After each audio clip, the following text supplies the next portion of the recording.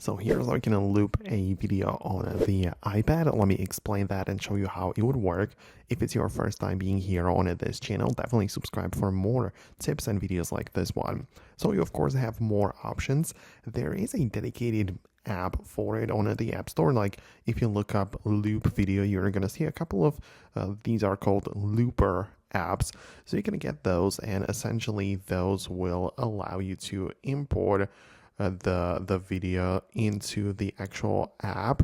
And then below you have the selection of how many times it is supposed to be looped. So obviously it depends on your selection. We have the endless option at the top, and then you can set like a specific amount of times it's supposed to be repeated. But then you just click play, and then the video is going to be in full screen, you know, the regular video player, and it will keep on repeating based on your instructions. So that's kind of how it works. Obviously there are also more professional or like deeper features which you actually have to pay for separately, and it kind of depends on the app, but that's how you can do it.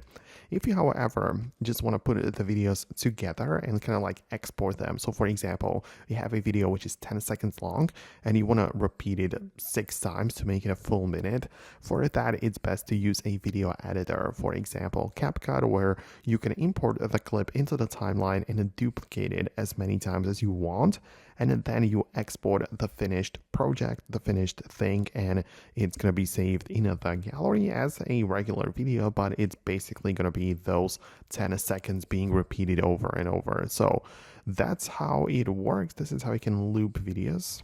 Let me know what you think about the topic and the video below in the comments. Thanks a lot, and I'll see you later.